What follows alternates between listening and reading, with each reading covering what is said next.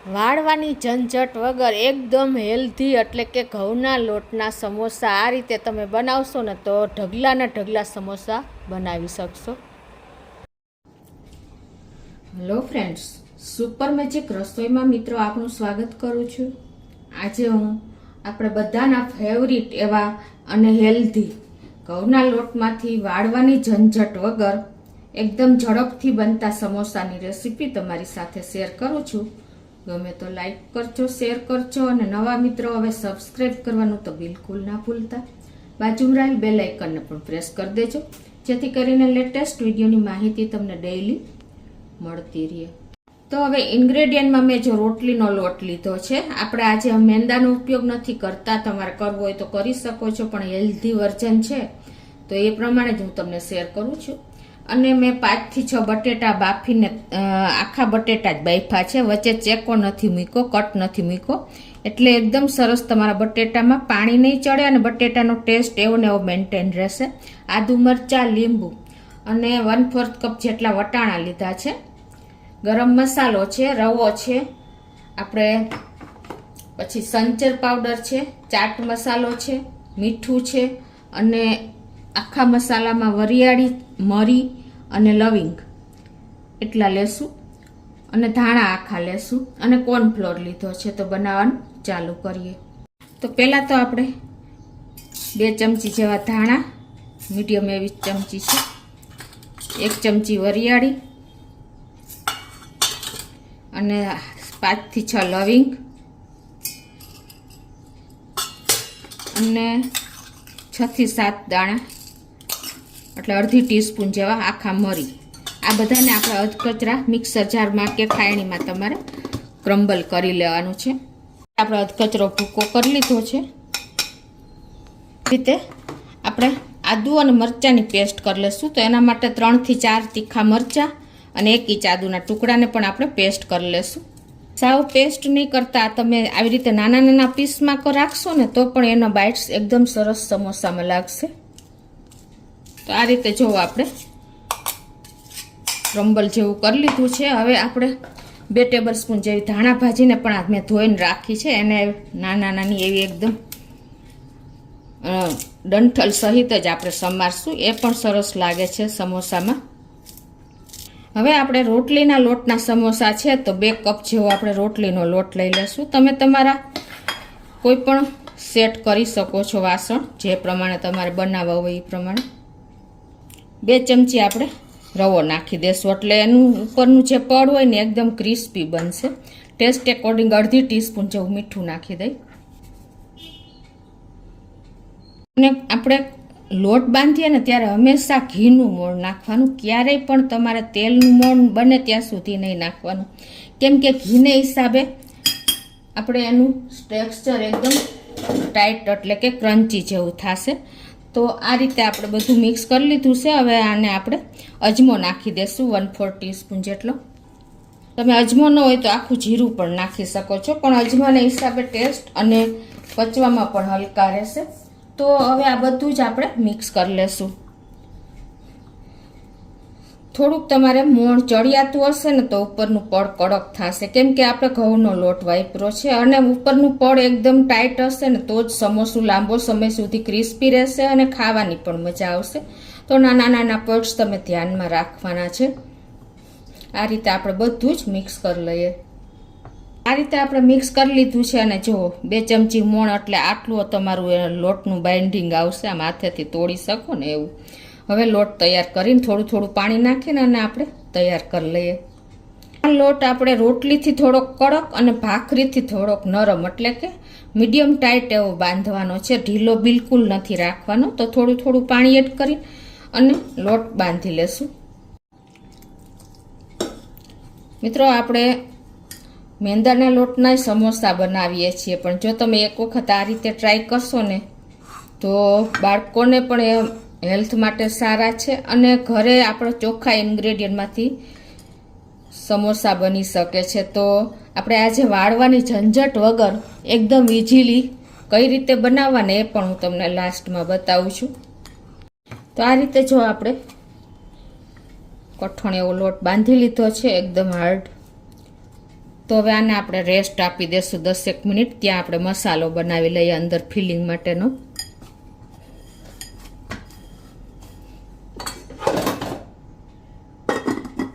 આપણે બટેટાને સાવ ભૂકો નહીં કરતા આ રીતે નાના નાના પીસમાં સમારી લેશું. એટલે શું થશે, બાઇટ્સમાં પણ સરસ લાગશે અને ચિકાસ નહીં પકડી જાય માવો જે આપણે ફિલિંગ બનાવીએ ને એ. તો આવા નાના નાના એકદમ નાના ક્યુબમાં કટ કરી લેશું. તો આ રીતે જો આપણે નાના નાના પીસમાં સમારી લીધા છે. હવે આપણે વઘાર કરી લઈએ. હવે વઘાર કરવા માટે આપણે ગેસ ઓન કરી અને એક પેનમાં આપણે, તમે તેલમાં પણ કરી શકો છો, પણ અત્યારે હું ઘી અને તેલ બંને મૂકું છું. તો 1 ચમચી જેવું આપણે ઘી મૂકી દેશું. 1 ચમચી જેવું આપણે તેલ નાખી દેશું અને આને ગરમ થવા દેશું. તો આપણું આ તેલ ઘી પણ ગરમ થઈ ગયું છે. 1 ટીસ્પૂન જેવું આખું જીરું, 1/4 ટીસ્પૂન જેવી હિંગ અને આપણે જે આ ધાણા, મરી, લવિંગ અને વરિયાળીનું ક્રમ્બલ કર્યું ને એ નાખી દેશું. ગેસની ફ્લેમ આપણે અત્યારે મીડિયમ ટુ લો રાખી છે. અને હવે આપણે જે આ આદુ મરચાંનું ને ધાણા ભાજી એ બધું જ નાખી દેશું અને એને સરસ આપણે આ રીતે સ્લો ટુ મીડિયમ ફ્લેમ ઉપર થોડુંક કૂક કરી લેશું. તો આ રીતે આપણો મસાલો પણ શેકાઈ ગયો છે. હવે આમાં આપણે જે વટાણા લીધા છે 1/4 કપ એ નાખી દઈ. અત્યારે મારે ફ્રોઝન વટાણા છે. તમારે પહેલાં લીલા વટાણા હોય તો તે બોઇલ કરી લેવાના કે આ રીતે જ કૂક કરી લેવાના. તો આ રીતે જુઓ આપણે 1-2 મિનિટ આ મસાલો કૂક થઈ જાય ને વટાણા સેજ ત્યાં સુધી થવા દેશું. તો વટાણા પણ આપણા સરસ કૂક થઈ ગયા છે 1 મિનિટમાં જ. અને હવે આપણે જે આ બટેટાના પીસ કર્યા નાના નાના એને નાખી દેશું.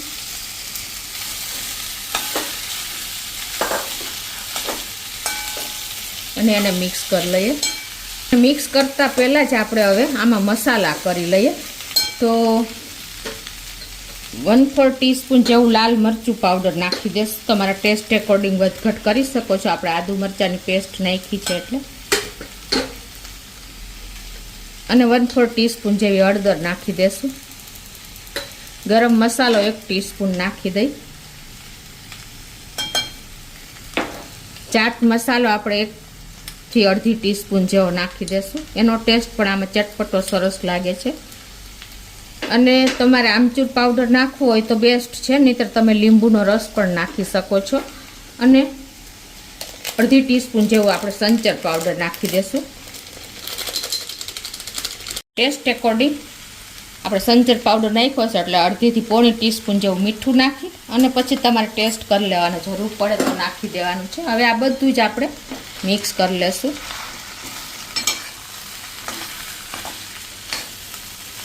અને અડધા લીંબુનો રસ ખટાશ પ્રમાણે આપણે નાખી દેશું. આમચૂર પાવડર હોય તો એ તમે નાખી શકો છો.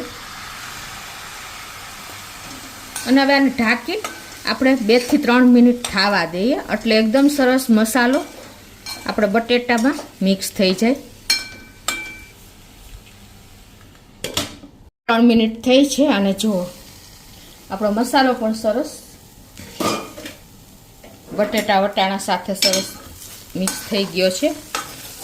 હવે આને આપણે બીજા વાસણમાં કાઢી લઈ અને ઠંડો થવા દઈ મસાલાને. એકદમ સરસ, જો જરા પણ ચીકણો નથી થયો.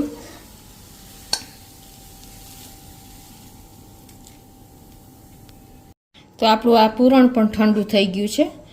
એમાં 1 થી 2 ચમચી જેવું આપણે કોર્નફ્લોર નાખી દેશું એટલે એકદમ સરસ બાઇન્ડિંગ આવી જાય. આપણે ચીકાશ નહીં, ચીકાશ તો થઈ જ નથી, પણ તેમ છતાં એનું એકદમ ટેક્સચર બહુ સરસ થઈ જાય છે.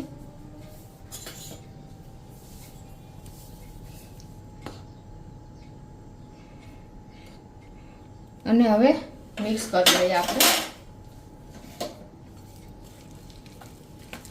આ રીતે તમે સેજ લાઇટ એવો કોર્નફ્લોર નાખશો ને એટલે તમારું ફિલિંગ છે ને જે સમોસાનું એ બહુ મસ્ત તૈયાર થઈ જશે. હવે આ બાજુ આપણે લોટને રેસ્ટ આપ્યું ને એને 10 થી 15 મિનિટ થઈ ગઈ છે. તો જો આપણો લોટ પણ એકદમ સરસ તૈયાર થઈ ગયો છે, ટપકી આવી ગઈ છે ઉપર. તો હવે એને કૂણવી લઈએ સરસ આપણે. તો આ રીતે આપણે લોટને પણ સરસ તૈયાર કરી લીધો છે. એમાંથી આપણે હવે સમોસા આપણે આજે વાળવાની ઝંઝટ વગર બનાવીએ છીએ. તો એના માટે આપણે એક લુવો લેશું, નાનો એવો રોટલી થાય એવો. આ રીતે આપણે લુવાને પણ તૈયાર કરી લઈએ. આ રીતે આપણે એકદમ સરસ લુવો તૈયાર કરી અને એક રોટલી વણી લેશું, મીડિયમ એવી, વધારે પાતળી નહીં અને વધારે જાડી પણ નહીં. તો આ રીતે આપણે એક રોટલી તૈયાર કરી લઈએ. તો આ રીતે જો આપણે રોટલીને વણી લીધી છે, નહીં બહુ જાડી નહીં બહુ પતલી એવી. હવે આપણે જે ફિલિંગ તૈયાર કર્યું છે ને બટેટાનું, એને આપણે આ રીતે એક ચમચી જેવું લઈ લેશું અને એનો આપણે સરસ એવો લાંબો એવો રોલ કરી લેશું. તો આ રીતે આપણે એને રોટલી ઉપર સાઈડમાં લગાવી દેશું. જુઓ, આવી રીતે તમારે લંબ શેપમાં રાખી દેવાનું છે પૂરણને. આપણે આજે સમોસા વાળવાની ઝંઝટ વગર એકી સાથે આપણે 4 થી 5 સમોસા તૈયાર થઈ જશે. આ રીતે સેટ કર્યા પછી રોટલી ઉપર પછી તમારે ફરતું પાણી લગાવી દેવાનું છે, આ રીતે રોટલી ઉપર જ. એટલે તમારું જરાય પડ પેલું નહીં થાય. અને હવે તમારે આ રીતે એનો રોલ કરવાનો છે, આવી રીતે રાખી અને પછી તમારે એને આવી રીતે વાળી દેવાનો છે. પછી જે આપણે પાણી લગાવેલી બોર્ડર છે ને એને આપણે આની ઉપર વાળી દેવાની છે. જુઓ, એકદમ ખુલવું ન જોઈએ એ રીતે તમારે તૈયાર કરવાનું છે. આ રીતે આપણે તૈયાર થઈ ગયું છે. અને હવે તમને આપણે સમોસાનો શેપ હંમેશા ટ્રાયેંગલ હોય છે, એટલે કે ત્રિકોણીય હોય છે. તો તમારે આ રીતે એને કટિંગ કરી લેવાના છે.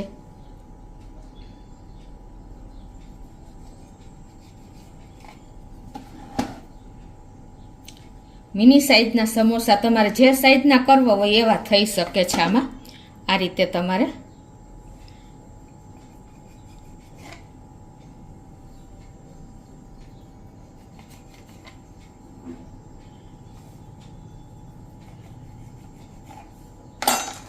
જુઓ મિત્રો, આ રીતે તમારા સમોસા મિની સાઈઝના તૈયાર થઈ જશે. અને હવે આ બે સાઈડ તમારે ખુલ્લી રહી છે ને એને તમારે આ રીતે કોર્નફ્લોર જે હોય ને એમાં સેજ આવી રીતે કોટિંગ કરી લેવાના છે, એટલે તમારે કોઈ વાંધો નહીં આવે. આ રીતે કોટિંગ કરીને આછા અને તમારે આ રીતે રાખી દેવાના છે. આ રીતે જો આપણે સમોસા ટ્રાયેંગલ એવા તૈયાર થઈ ગયા છે, તમને ખ્યાલ પણ આવી જતો હશે. આ રીતે આપણે બધા સમોસા થોડાક તૈયાર કરી લઈએ પહેલાં. તો આપણે જો સમોસા પણ થોડાક વાળી લીધા છે અને આ બાજુ ગેસ ઉપર આપણે તેલ પણ ગરમ કરવા મૂકી દીધું છે, સ્લો ટુ મીડિયમ ફ્લેમ ઉપર. બહુ તેલને ગરમ નથી કરવાનું, સ્લો મીડિયમ ફ્લેમ ઉપર જ પહેલાં આપણે ગરમ થઈ ગયા પછી સ્લો ફ્લેમ કરી નાખવાની. તો આ રીતે આપણે એક સમોસું નાખતા જઈશું.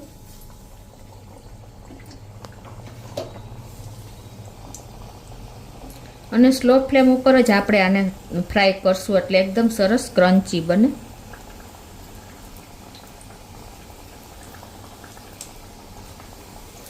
તમારે તેલ બહુ આવી ગયું હોય તો ગેસ બંધ કરી દેવાનો 1 મિનિટ. આ રીતે જો આપણે સ્લો ટુ મીડિયમ ફ્લેમ કરી નાખી છે. તમારે જે તેલ હોય એ પ્રમાણે તમારે ફ્લેમ બદલતી રહેવાની છે. અને હવે જો આપણે થોડા એવા ફ્રાય થયા છે તો એને ટર્ન કરી લઈએ. આ રીતે જો તમને ખ્યાલ આવી જતો હશે. આ રીતે આપણે બધા સમોસા ટર્ન કરતા જઈશું. આ રીતે આપણે બધા સમોસાને ટર્ન કરી લેશું. જો તમે ફૂલ ફ્લેમ ઉપર તળશો ને તો એક બબલ્સ જેવું આવી જશે ઉપરના લેયર ઉપર, અને તમારા સમોસા એકદમ સરસ જોઈએ એવા લુકમાં અને ટેક્સચરમાં નહીં બને.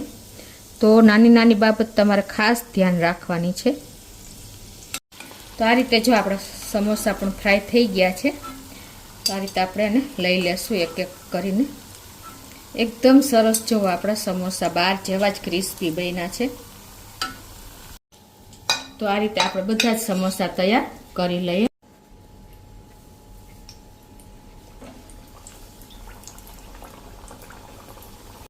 તો મિત્રો જો આપણે સમોસા પણ થોડાક બનાવી લીધા છે, તમને બતાવી પણ દો કેટલા ક્રન્ચી થયા છે.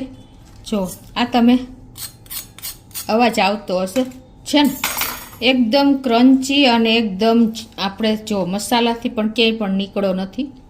તમને ખ્યાલ આવી ગયો હશે. કોઈ પણ વાળવાની ઝંઝટ વગર તમે આ રીતે ક્રન્ચી એવા સમોસા તૈયાર કરી શકો છો. જો છે ને, તો તમને કોઈ પણ વારતા પણ વાર લાગે નહીં અને બનાવતા પણ ટાઈમ નહીં લાગે. એટલા ઇઝીલી આપણા આ સમોસા એકદમ ટેસ્ટી ચટાકેદાર ખજૂર આંબલીની ચટણી મેં તૈયાર કરી છે. તો આ રીતે તમે ઇઝીલી બનાવી શકો છો. ચોમાસાની સિઝનમાં આપણને ખાવાની ગરમા ગરમ મજા આવે ને, તમે થોડા હાફ ફ્રાય કરીને રાખી દેશો ને તો ઇન્સ્ટન્ટ તમારે પાછા 2 વાર ટ્રાય કરશો ને તળવાની તો એકદમ સરસ, આથી પણ વધારે ક્રિસ્પી થશે. જોકે આ ક્રિસ્પી જ છે, કોઈ નો ડાઉટ. એકદમ પડ પણ જો ભૂકો થઈ જાય છે. તો ચોક્કસ તમને આ સમોસાનો વિડીયો ગમશે મિત્રો. ગમે તો લાઈક કરજો, શેર કરજો અને નવા મિત્રો સબસ્ક્રાઈબ કરવાનું તો બિલકુલ ના ભૂલતા. અને